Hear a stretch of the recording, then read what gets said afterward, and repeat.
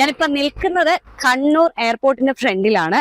ആദിവാസി വിഭാഗത്തിൽ നിന്ന് ആദ്യത്തെ എയർ ഹോസ്റ്റസ് ആണ് ഒരാള്. ആ ഒരു ആദിവാസി വിഭാഗത്തിൽ നിന്ന് ഇവിടം വരെ എത്തിപ്പെടാനിട്ട എല്ലാ സ്ട്രഗിളും നമുക്കറിയാം. അതിനെക്കുറിച്ച് ഗോപികയുടെ കുഞ്ഞു കുഞ്ഞു വിശേഷങ്ങൾ നമുക്ക് ചോദിക്കാം. ഇവിടം വരെ ഗോപിക എന്തൊക്കെ സ്ട്രഗിളാ സഹിച്ചത്? പൊതുവെ എല്ലാവർക്കും ഒരു ഇതുണ്ട്, നമുക്ക് എന്തും എന്താ പറയാ സംവരണം കൊണ്ട് കിട്ടണോ എന്നുള്ള ഒരു ഇതുണ്ടാവും. ബട്ട് സ്റ്റിൽ ഈ ഒരു എയർലൈൻ അല്ലെങ്കിൽ ഒരു ഏവിയേഷൻ ഇൻഡസ്ട്രിയിൽ അങ്ങനെ ഒരു കാര്യം ഇപ്പോഴും ഇല്ല എന്നാണ് ഞാൻ വിശ്വസിക്കുന്നത്. ഇനിയിപ്പോ അങ്ങോട്ടേക്ക് വന്നാലേ ഉള്ളൂ. ഇപ്പൊ ഇതിന് ശേഷം ചിലപ്പോ എന്താ പറയാ കുട്ടികൾക്ക് ട്രെയിനിങ് കൊടുത്ത് ചിലപ്പോൾ പ്ലേസ്മെന്റ് കൊടുക്കണ അതൊക്കെ ഉണ്ടോ പ്ലേസ്മെന്റ്. ബട്ട് സ്റ്റിൽ നമ്മുടെ കയ്യിലാണ്. നമ്മൾ വിചാരിക്കണം, അല്ലെങ്കിൽ നമ്മുടെ കഴിവ് കൊണ്ടാണ് നമുക്കത് കിട്ടുക. നമ്മളൊരു ബാക്ക്വേർഡ് കമ്മ്യൂണിറ്റിയിൽ നിന്ന് വരുന്ന ആളായതുകൊണ്ട് മാത്രം സ്ട്രഗിൾ എന്നുള്ളതല്ല. ഏതൊരു കാര്യത്തിലും നമുക്ക് കിട്ടണമെങ്കിൽ ചിലപ്പോൾ കുറച്ച് സ്ട്രഗിൾ ചെയ്യണം.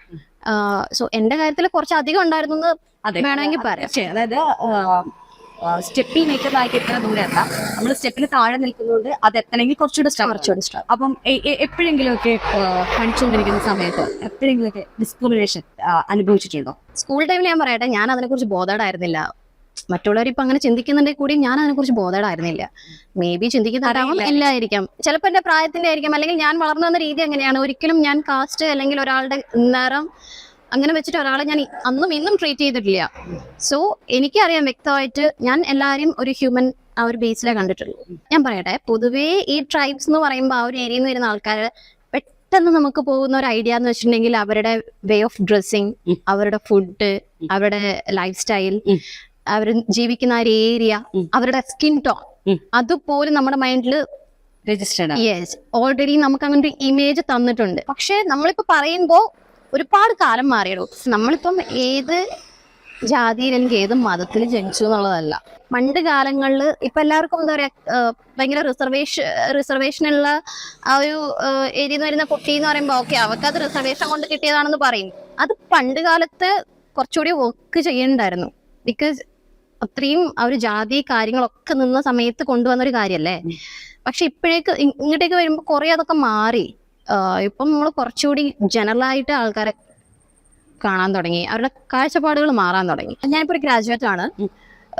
അതിനുശേഷം ഞാനൊരു ഡിപ്ലോമ കോഴ്സ് കഴിഞ്ഞിട്ടാണ് ഞാൻ ഈ ജോലിക്ക് കയറിയിട്ടുള്ളത്. സോ സസ്റ്റെയിൻ ചെയ്യാൻ വേണ്ടിയിട്ട് ഉള്ള ബുദ്ധിമുട്ട്, അതിൻ്റെ ഉള്ളിലേക്ക് വരാനായിരുന്നു ആദ്യം ബുദ്ധിമുട്ട്. പിന്നെ സസ്റ്റെയിൻ ചെയ്യാൻ എനിക്ക് അങ്ങനെ എന്താ പറയാ ഡിഫിക്കൽട്ടീസ് എനിക്ക് ഫീൽ ചെയ്തിട്ടില്ല. 2018 ഞാൻ ഗ്രാജുവേഷൻ കഴിഞ്ഞു. ഗ്രാജുവേഷൻ കഴിഞ്ഞിട്ട് ഞാൻ ചെറിയ ജോലി ചെയ്യുന്നുണ്ടായിരുന്നു. അപ്പോൾ കോവിഡ് ടൈം പോലും ഞാൻ കുറച്ച് വർക്ക് ചെയ്തിട്ടുണ്ടായിരുന്നു. ബട്ട് സ്റ്റിൽ അത് കഴിഞ്ഞ് ഞാനിങ്ങനെ വീട്ടിൽ ഇരിക്കുമ്പോഴാണ് ലൈക്ക് ഇയേഴ്സ് പോവാണ്, എനിക്ക് എന്തായാലും ജോലി കിട്ടണം എന്നുള്ള രീതിയിൽ ഇരുന്നപ്പോൾ ഞാൻ പറഞ്ഞില്ല, എൻ്റെ കുട്ടിക്കാലത്തുണ്ടായിരുന്ന ഒരു ആഗ്രഹമായിരുന്നു. ബട്ട് സ്റ്റിൽ എനിക്കത് കിട്ടുമോ ഇല്ലയോ എന്നുള്ള ഒരു ഉറപ്പൊന്നും ഉണ്ടായിരുന്നില്ല. ഈവൻ ഞാൻ ഈ ആഗ്രഹം ഉണ്ടായിരുന്നു. കുട്ടിക്കാലത്ത് നമുക്ക് ഇപ്പം എന്താ പറയാ ആരും നമ്മളെ ഒന്നും ഫോഴ്സ് ചെയ്യാനും കാര്യങ്ങളൊന്നും ഇല്ലാത്തതുകൊണ്ട് നമ്മൾ ഉള്ളിൽ കൊണ്ടു നടക്കാൻ ആരോടും പറയണ്ടല്ലോ. ആഗ്രഹിക്കുന്നതിന് പറഞ്ഞൊന്നുമില്ല, ഇല്ല, ഉള്ളിലുണ്ടായിരുന്നു. സോ അന്നും ഇന്നും ലൈക്ക് ഞാൻ പൊതുവെ എന്റെ കാര്യങ്ങൾ അങ്ങനെ ഒരുപാട് പുറത്ത് പറയാറില്ല. ലൈക്ക് പ്രത്യേകിച്ച് ഇങ്ങനെയുള്ള കാര്യങ്ങൾ ഈവൻ എനിക്ക് അതിനെക്കുറിച്ച് ഗൈഡ് ചെയ്യാൻ പോലും ആളില്ല. സോ ഇത് എവിടെ തുടങ്ങണം, എങ്ങനെ പോകണം എന്ന് എന്നെ ഗൈഡ് ചെയ്യാൻ ആളില്ലാത്തതുകൊണ്ട് ഞാൻ അവിടെ ഓക്കെ ഇത് വേണ്ട, കോമൺ ആയിട്ട് എന്തെങ്കിലും ഒരു ജോബ് ചെയ്യാം എന്ന് ഞാൻ വിചാരിച്ചിട്ടുണ്ടായിരുന്ന ആളാ. എന്താ പറയാ ഭയങ്കര യാദൃശ്ചികമായിട്ട് വന്ന സാധനമാണിത്. ആ ഒരു കോഴ്സിനെ കുറിച്ചുള്ള ഡീറ്റെയിൽസ് എന്ന് പറയുന്നത് ഞാനിങ്ങനെ വാട്സപ്പിൽ കണ്ടതാണ്. 2 വീക്സ് കഴിഞ്ഞപ്പോഴാണ് ശരിക്കും ഈ ഒരു കോഴ്സിന് ഡിപ്ലോമ കോഴ്സിനെ കുറിച്ച് ഞാൻ അറിയണം. വയനാട് ഇങ്ങനെ ഒരു കോഴ്സ് ഉണ്ടെന്നും അത് കംപ്ലീറ്റ്ലി ഫ്രീ കോഴ്സ് ആണെന്ന് അറിഞ്ഞുകൊണ്ട് മാത്രമാണ് ഞാനത് ജോയിൻ ചെയ്തത്. ആക്ച്വലി അത് ഒരു SC ST കുട്ടികൾക്ക് വേണ്ടിയിട്ടുള്ള കോഴ്സായിരുന്നു.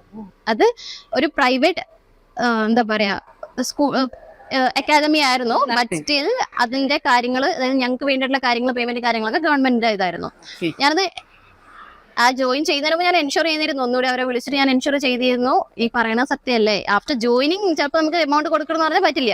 സ്റ്റഡി മെറ്റീരിയൽസ്, നമ്മുടെ യൂണിഫോംസ്, അങ്ങനെയുള്ള എല്ലാ കാര്യങ്ങളും, നമ്മുടെ ഫുഡ് അക്കോമഡേഷൻ ഒക്കെ ഗവൺമെന്റ് നോക്കും. സിംഗിൾ റുപ്പി എനിക്ക് പേ ചെയ്യേണ്ടി വന്നിട്ടില്ല. ഞങ്ങൾ ആക്ച്വലി 3 ബാച്ചായിരുന്നു, ഒരു 150 അടുത്ത് കുട്ടികളുണ്ട്. അതിൽ ഗോപിക്ക് മാത്രമാണോ? യെസ്, അതാണ് അതിന് ചോദിക്കാൻ വേണ്ടിയിട്ടാണ് ഞാൻ ഇതിൽ കണക്ട് ചെയ്ത് വന്നത്. പോകുമ്പോഴേ ഇന്റർവ്യൂവിന് ഇരിക്കുമ്പോൾ ഞാൻ ഡയറക്ടറിന്റെ ഫ്രണ്ടിൽ വെച്ച ഒരേ ഒരു കണ്ടീഷൻ തന്നെ, സാർ എനിക്ക് ഒരു ഗ്രൗണ്ട് സ്റ്റാഫായിട്ട് വർക്ക് ചെയ്യണ്ട, എന്റെ ആഗ്രഹം ഇന്നതാണ്, എനിക്കൊരു ക്രൂ ആവണം എന്നാണ് ആഗ്രഹം. ഞാൻ സ്ട്രഗിൾ ചെയ്ത പോലെ പ്രത്യേകിച്ച് എന്റെ ഏരിയ എന്നുള്ള കുട്ടികൾ അത്ര സ്ട്രഗിൾ ചെയ്യേണ്ട കാര്യമില്ല. നമുക്കിപ്പോ പറഞ്ഞു തരാൻ ഒരു ഐഡിയ ഇല്ലാത്ത കൊണ്ടാണ് എന്താ പറയാ നമുക്ക് കുറച്ച് കഷ്ടപ്പെടേണ്ടി വന്നിട്ടുണ്ടാവുക. കഷ്ടപ്പെടണ്ടെന്ന് ഞാൻ പറയില്ല, ഓഫ് കോഴ്സ് എനിക്ക് അവരെ ഡിറക്ഷൻസ് കാണിച്ചു കൊടുക്കാൻ പറ്റും. ബാക്കിയുള്ളത് അവരുടെ കയ്യിലാണ്, എന്ത് എങ്ങനെയെന്നുള്ളത് അല്ലെങ്കിൽ അവരുടെ പെർഫോമൻസ് അവരുടെ കയ്യിലാണ്. ബട്ട് സ്റ്റിൽ എനിക്ക് അവരെ പ്രിപ്പയർ ചെയ്യാൻ പറ്റും. പ്രിപ്പയർ ചെയ്യാം. യെസ്, അങ്ങനെയൊക്കെ ക്ലാസ്സിനൊക്കെ വിളിച്ചാൽ പോവോ? Of course. Super. Air hostess ആയിട്ടുള്ള ജീവിതം എങ്ങനെയുണ്ട്? ശരിക്കും പറഞ്ഞാൽ എല്ലാവരും ആഗ്രഹിക്കുന്ന പോലെ ലൈക്ക് ഒരു ക്രൂ എന്ന് പറയുമ്പോൾ എല്ലാവർക്കും ഒരു എക്സ്പെക്ടേഷൻ ഉണ്ടാവില്ല. അതുപോലെ തന്നെ ഭയങ്കര എന്താ പറയുക രസമാണ്. ഇങ്ങനെ വർക്ക് ചെയ്യുക, ഓരോ രാജ്യങ്ങൾ ട്രാവൽ ചെയ്യുക, അതൊക്കെ രസമാണ്. എന്താ പറയുക ക്രൂ ആകുമ്പോൾ ഭയങ്കര രസമുള്ള പരിപാടിയാണ്. അപ്പം ഞാനിപ്പം എയർപോർട്ടിൽ കണ്ണൂർ എയർപോർട്ടിൽ ക്രൂ ആയിട്ട് വർക്ക് ചെയ്യാൻ തുടങ്ങിയിട്ട് ഓൾമോസ്റ്റ് 1 year ആയി. 1 year ആയി. അപ്പോൾ ഭയങ്കര ഹാപ്പിയാണ്. നമ്മൾ ആഗ്രഹിച്ച പോലെ ഒരു ലൈഫ് ജീവിക്കാൻ പറ്റും. ഗോപിക ഇതുവരെ എത്ര രാജ്യങ്ങൾ കണ്ടു? കൺട്രീസ് എത്ര ഉണ്ടെന്ന് ചോദിച്ചിട്ടുണ്ടെങ്കിൽ ലൈക്ക് ഞങ്ങളുടെ എയർലൈനിൽ പോകണത് ഞാൻ വർക്ക് ചെയ്യുന്ന എയർലൈൻ പോകണത് ഗൾഫ് കൺട്രീസിലാണ് പോണത്. പിന്നെ കുറച്ച് സൗത്ത് ഈസ്റ്റ് ഏഷ്യ കവർ ചെയ്യുന്നുണ്ട്. അപ്പോൾ അങ്ങനെയുള്ള കുറച്ച് ലൈക്ക് നമ്മുടെ മോസ്റ്റ് ഓഫ് നമ്മുടെ ഗൾഫ് കൺട്രീസ് ആണ് കൂടുതൽ കവർ ചെയ്യണത്. ഗോപിയുടെ സ്ഥലം പറയും. കണ്ണൂർ ഞാൻ പ്രോപ്പർ എൻ്റെ സ്ഥലം എന്ന് പറഞ്ഞിട്ടുണ്ടെങ്കിൽ പൊതുവെ ഞാൻ ആലക്കോട് എന്നാണ് പറയുക. ലൈക്ക് ആലക്കോടാണ് കുറച്ചുകൂടി ഫെമിലർ ആയിട്ടുള്ള ഒരു പേര് എന്ന് പറയുന്നത്. ബട്ട് സ്റ്റിൽ കരുവഞ്ചാലിനടുത്ത് കാവുംകൂടി എന്ന് പറഞ്ഞിട്ടുള്ള ചെറിയൊരു ഗ്രാമം.